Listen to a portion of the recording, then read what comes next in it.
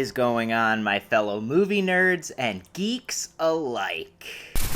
Before we get started today, we have a little message from our good old buddy, the Black Glove Killer, so let's see what he has to say. Now, I know you guys love that sleazy, boob-filled 80s jolly stuff. I still can't believe how high you put that Arabella movie up. Since it's summer, I'm gonna be going away for a while, so I wanted to leave you two with some movies I would say is some of my best work. Definitely some of the sleaziest. I know you love that stuff, but I cannot wait to hear what you think about this boob-filled sleaze fest of a fucking double feature. I love you guys. Give my love to Victoria. Slice and dice, baby. You heard him right, folks. Today we are going to be talking about the 80s double feature of sleaze, gore, and glam, and a little bit of sauceless spaghetti in Nothing Underneath and Nothing Underneath 2, Too Beautiful to Die. Now, if you've watched any of our Giallo videos in the past, you know we are huge fans of the 80s Giallos. They are filled with so much nudity, sleaze, and over-the-top gore that it's just one of our favorite subgenres in horror, period. Ew. Before we even start diving into these movies, for the uninitiated, let me briefly describe what exactly a Giallo film is. A Giallo film is a genre of Italian horror thriller described as a murder mystery with a strong dose of violence, gore, eroticism, and a focus on stylish visuals and suspense. More often than not, a killer clad in all black with leather gloves, armed with a blade, is behind the murders, and an intense musical score accompanies it. Now, in Italian, Giallo does mean yellow, and why that ties in with the films is that in the 1920s there was these detective murder mystery novels that had a bright yellow cover, so that's where the tie-in comes in for the subgenre of film. Now, without further ado, let's get into 1985's Nothing Underneath. A Yellowstone park ranger arrives in Milan, Italy to visit his fashion model twin sister after experiencing a premonition of her death, only to discover that she has gone missing. Yeah, that's the basic premise of Nothing Underneath. There's this Yellowstone park ranger, he's going around showing all like the patrons of the park and employees a cover of a fashion magazine that has his sister on it, when all of a sudden he's walking around and boom, he's hit with this psychic link to his sister where she is being pursued by this black-gloved person wielding very sharp scissors, and he's just concerned. So willy-nilly, he flies out to Italy, checks himself into this high-class hotel filled with beautiful women, and he just cannot find his sister. So it becomes a mystery of what happened to my sister, when all of a sudden, all these beautiful women start getting picked off one by one. Now, because this one deals with high fashion, you know you're going to be getting a lot of glitz and glamour and just all sorts of crazy wardrobes, and you're obviously going to be dealing with a lot of morally bankrupt people behind the scenes and just like vapid existence of these models walking around this hotel. And also tons of stunning visuals the city of Milan offers up, and a lot of cool shots within like fashion shows. And obviously because it's fashion as well, there are tons of beautiful women here. And lots of sleaze and gore. I'm talking loads and loads of sex, 80s boobage. There's even a scene where like we are brought into the camera underneath the bed sheets and we get a full-on shot up a woman's crotch. Bruh. It's insane. There's even like this funny like take of this woman standing on a grate while like the air's coming up underneath it like Marilyn Monroe, and we get another shot of her crotch from there as she's being pursued by the killer through the streets of Milan in this really cool sequence. What's really cool about this one is we get Donald Pleasence, yes, Dr. Loomis himself, as the police commissioner helping out this brother trying to figure out what happened to his sister. Now, if you remember our past videos, Donald Pleasence was also the police inspector in Off Balance, so you get a lot of like the same kind of reactions from him, as well as like his like crazy over-the-top acting when he is just like enveloped in this mystery, much like he is as Dr. Loomis in the Halloween series. There's even a really bizarro funny sequence where they are eating spaghetti, yes, spaghetti, at a Wendy's, and Donald Pleasence is spoon-feeding himself all this spaghetti with no sauce on the pasta at all. Bruh. Because, to quote him, he doesn't like sauces that look like blood.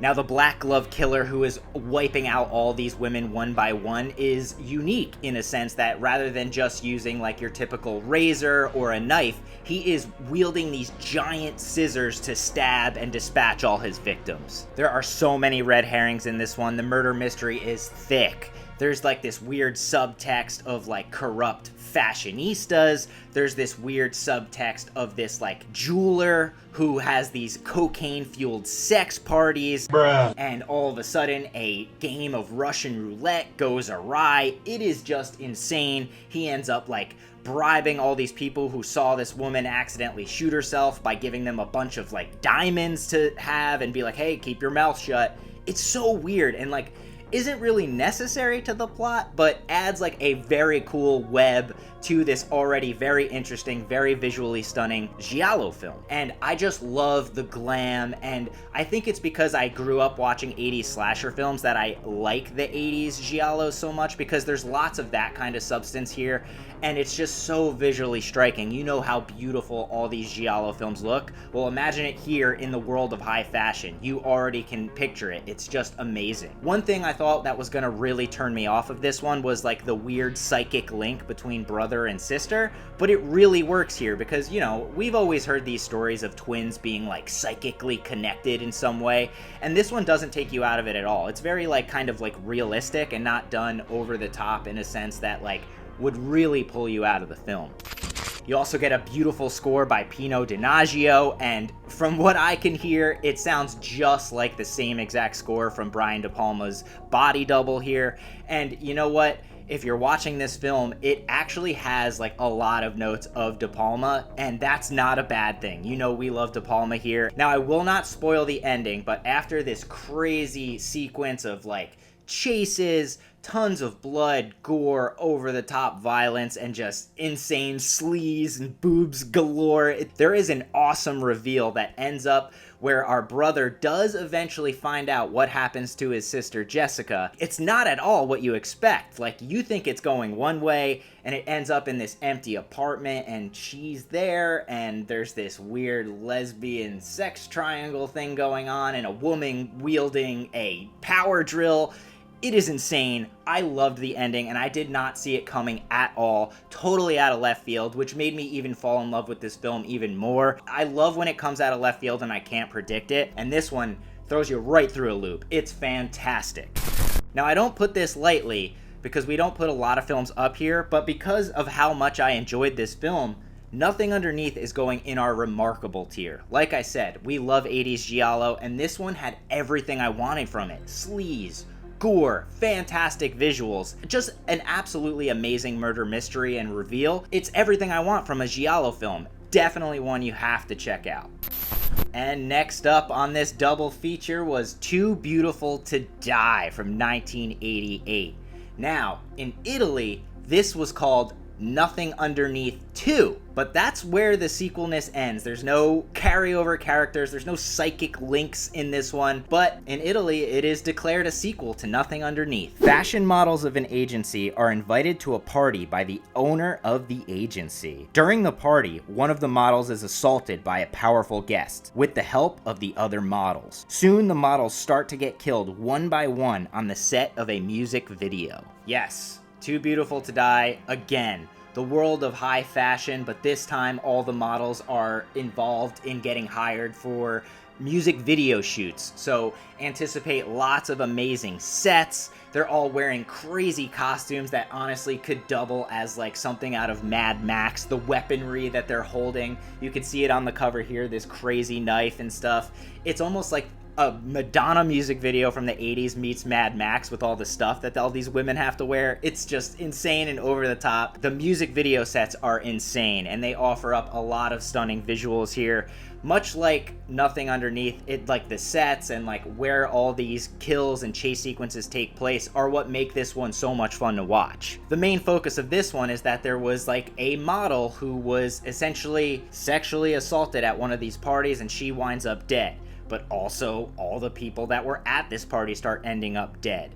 And it was obviously being run by this weird fashion mogul who ends up looking like a cross between 80s Julian Sands and like 90s Skeet Ulrich. He is just like a vile human being, and he just like, right away you're led to believe like, oh, this guy is killing off all these people because he doesn't want people to know that he's like sex trafficking his models. But it does not go that way at all.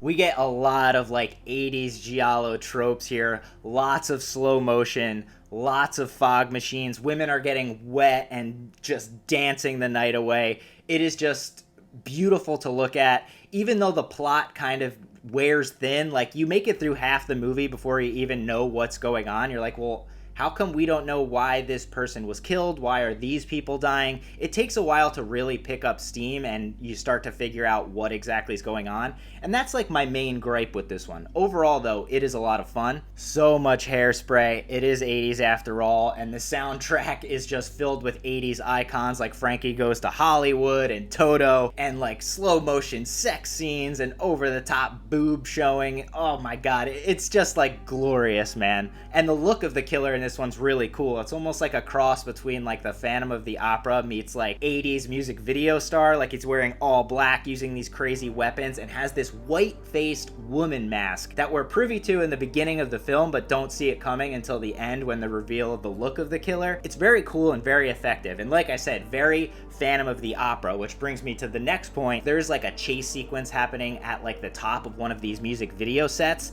that could have been stripped straight from the plot of Phantom of the Opera. It's awesome and visually beautiful. Like, looks like it's something straight out of the Geek.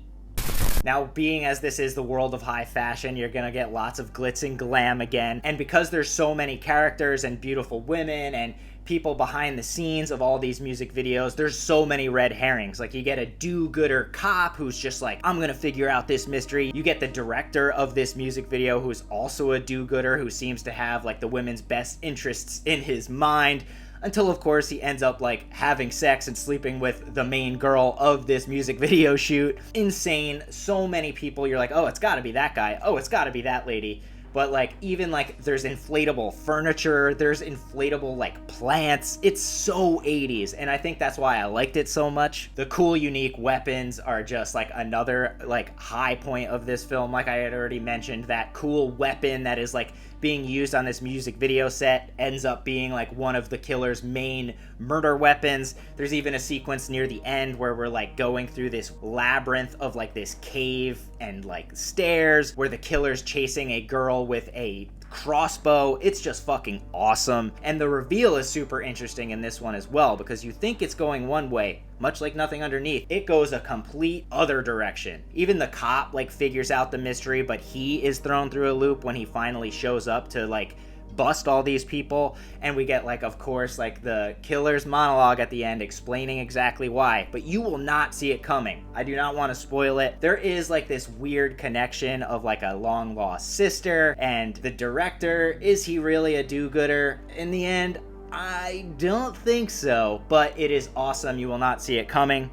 Now, there's not enough substance in this one, but it is glorious to look at. Like I said, it takes a little too long to divulge information here and to figure out what exactly is going on, but the beautiful set pieces of these music videos and interesting slimy characters make this one a whole lot of fun. There's not enough sleaze or gore in this one to like elevate it totally to the top, but I still have no problem throwing this one in our good tier. I think it's great. It's a lot of fun. If you're into slasher movies, both of these films would be right up your alley, and I think they are perfect segues into Giallo films if you are into slasher films, so please check out both of these films. But yes, Too Beautiful to Die, or as they call it in Italy, Nothing Underneath 2, is going right in the good tier.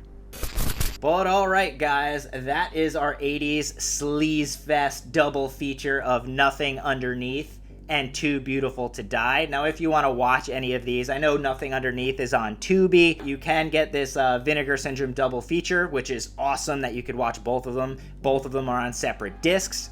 But because Nothing Underneath is celebrating its 40th anniversary, MVD's putting out this like super deluxe edition that, I shit you not, comes with a pair of women's panties you can buy. Holy shit. Insane. But yes, great films. I highly recommend them. As a fan of Giallo, I found nothing but greatness in both of these films. That's going to do it for our video today, guys. Thank you to Mr. Black Glove Killer for sharing these movies with us once again. He really knows how to fucking tickle our fancy. And if you want to see how we got here with this tier list of Giallo films, we've got a playlist of all the Giallo videos we've ever done down below on our channel. And if you want some more in-depth reviews and like spoiler-heavy writing on these films, we talk about them a lot on our Letterboxd. That is also always linked down below. Thank you so much for always watching our silly little videos, you guys. And like we always say, the horrors persist, but so do we. Adios, guys. I'll see you at the next video.